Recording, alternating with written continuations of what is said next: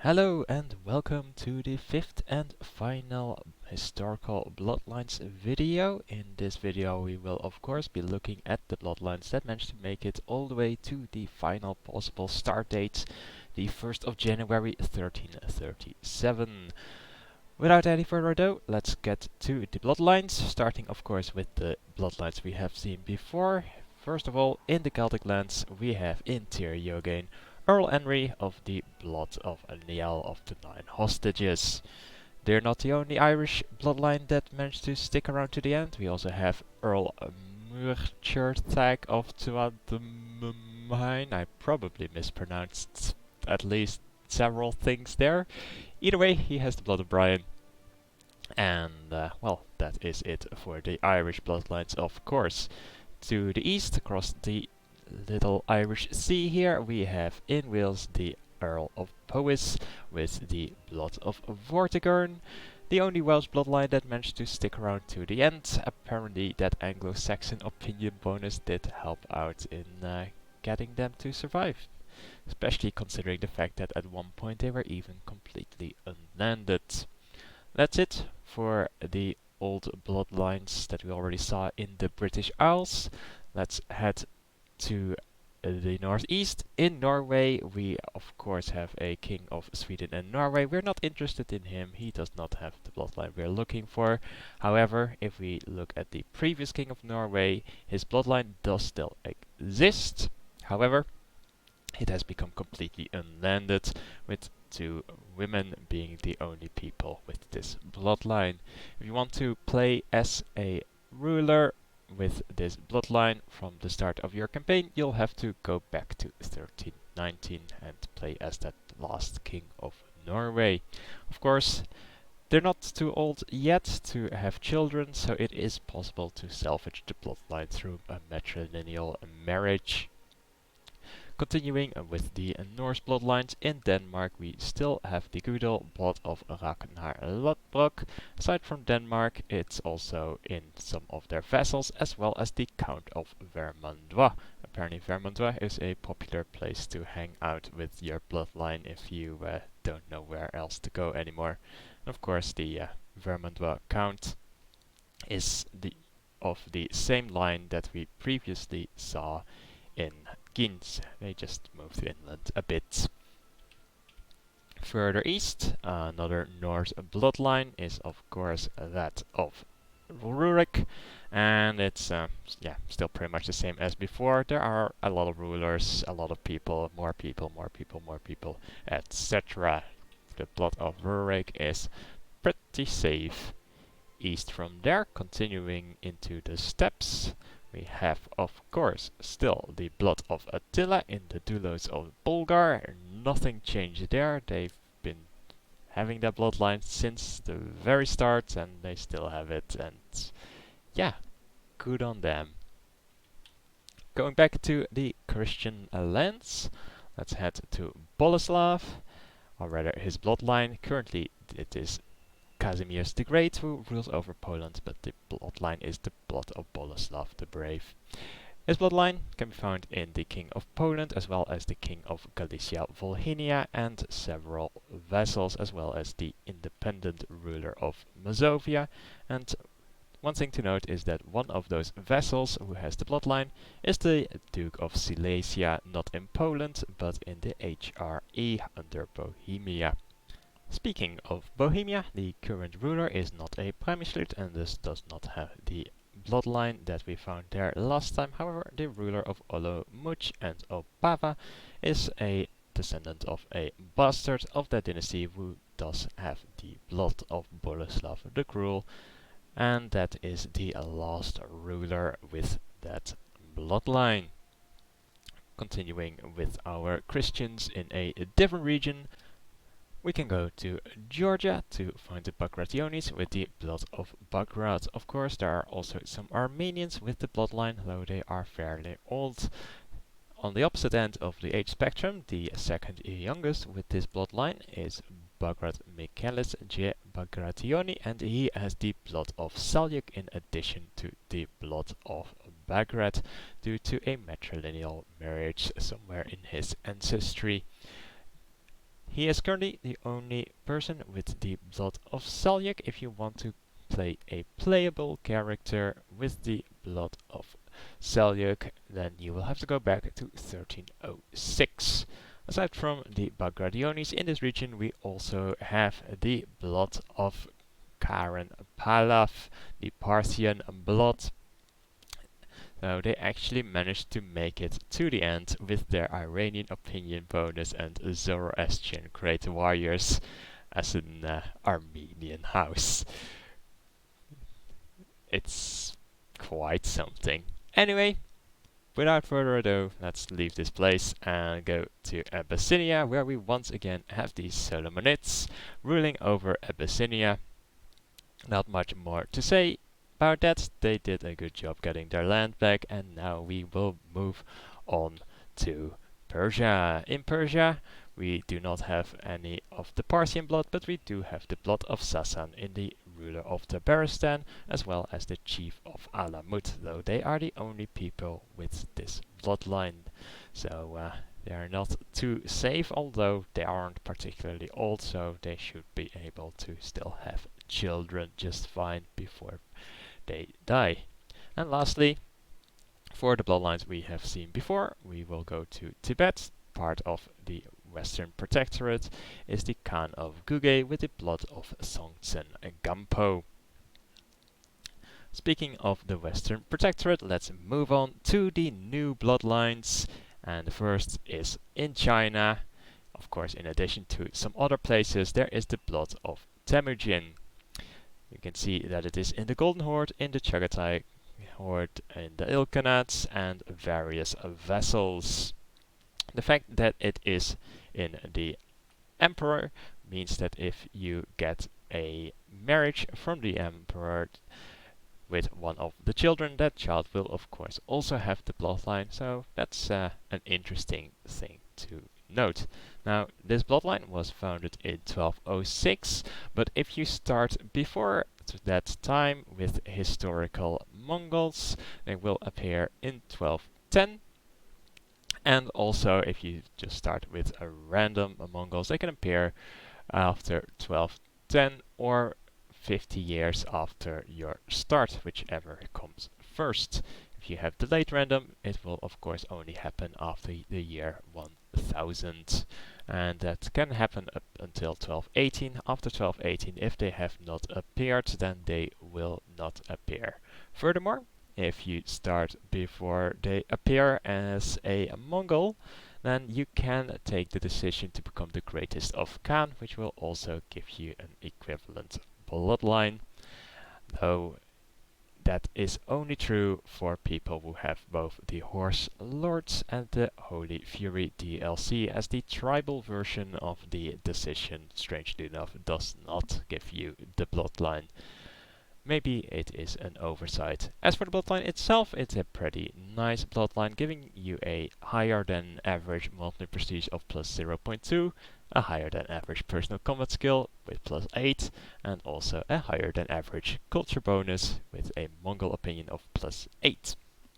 Aside from the usual things, we also have a hunter opinion bonus due to Temujin being a hunter most likely, and it enables sky burials.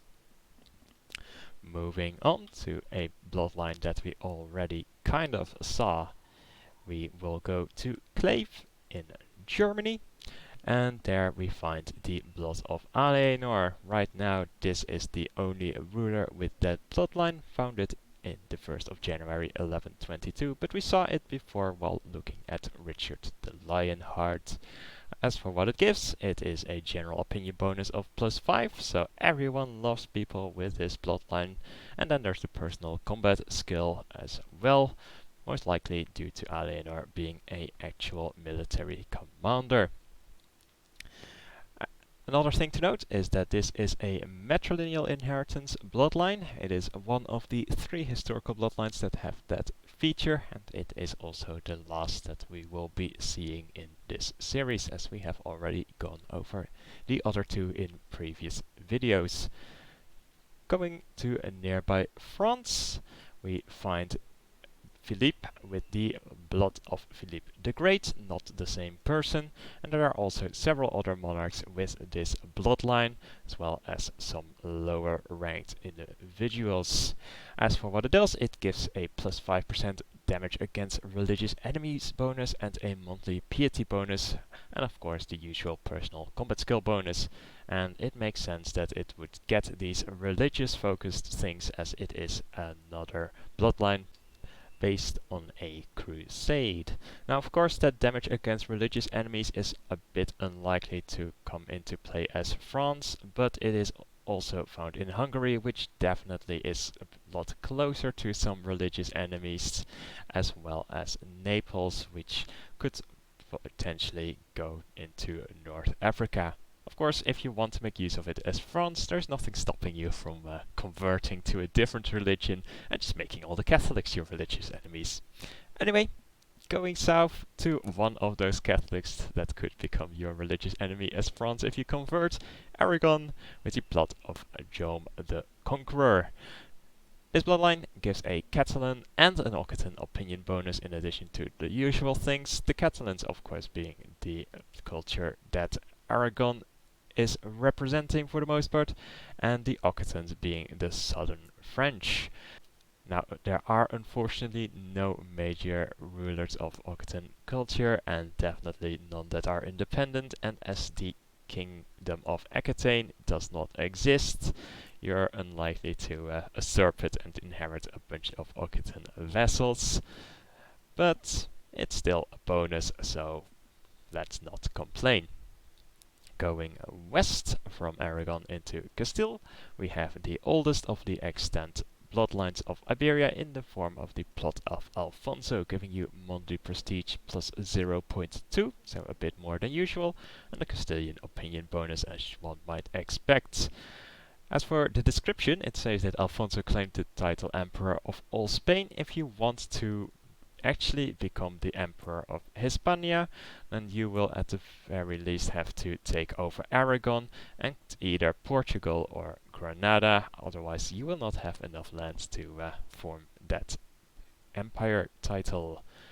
Lastly, of the Catholic Iberians, of course Portugal also has a bloodline, again an Afonso, this time giving just the usual monthly prestige of 0.1 and of course a Portuguese opinion bonus. Most Portuguese characters are vassals of Portugal, but there are a few in Galicia who also have the Portuguese culture, so that's an interesting thing to note. Finishing off the Iberian bloodlines, we go to Granada, not the current ruler, however it is in his dynasty, the blood of Muhammad, and we are not talking about the original Muhammad the Muslim, but instead a blood of Muhammad from 1266. This one giving a Andalusian opinion bonus and a monthly prestige bonus as you might expect, but also a Castilian opinion bonus, so maybe that is why Castile has not annexed them yet. They just like these guys too much, or at least did back when they still ruled the place. The bloodline does still exist, but it has become unlanded, so if you want to actually play as them, you will have to go back to 1314. In February there is the last ruler with this bloodline. The current ruler being of the same dynasty, you can expect that he has a common ancestor, and in fact he is a descendant of the brother of the character who created the bloodline. Anyway, let's head south to another Muslim ruler. This time we are looking at the Mansa of Mali, the son of Mansa Musa, who has the blood of Musa the Lion.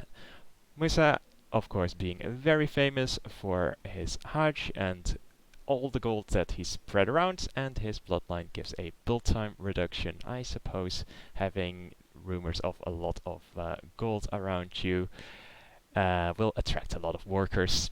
Aside from that, there is a big monthly prestige bonus of plus 0.2 and a Monday opinion bonus of plus 5.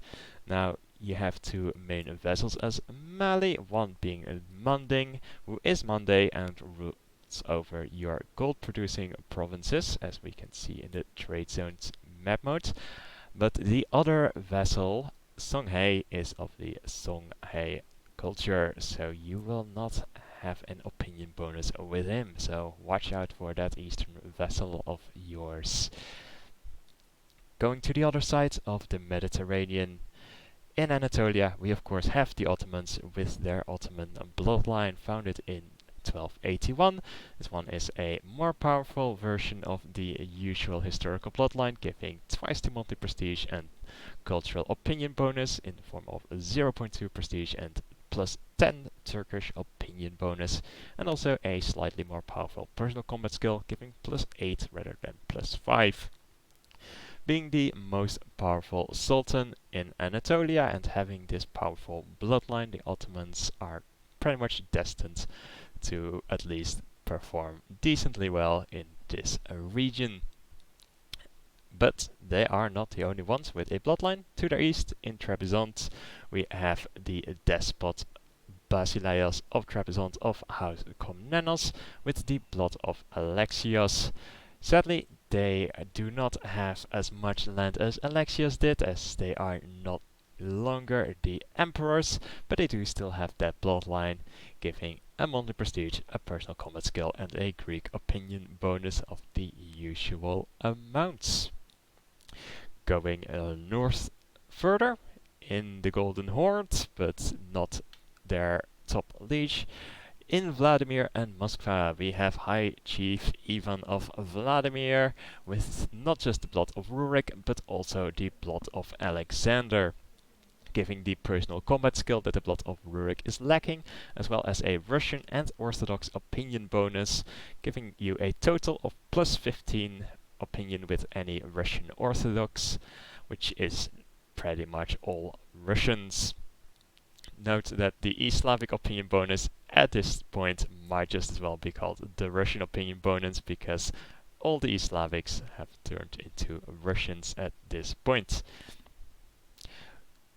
Moving on from there to northern India, we find a giant blob, and as one might expect in the giant blob, we have a bloodline. It is the blood of being over your domain limit.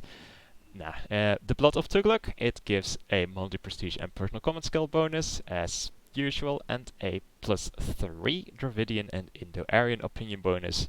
It's a bit of a smaller bonus than usual, but it does cover all of India, as the Dravidians are the ones in the south and the Indo-Aryans are the ones in the north and on the southern part of the island of Sri Lanka. Lastly, of course, a historical bloodlines video is not complete without a little hidden bloodline, and for that we have to go forward in time a bit, which is why we are now in 1351.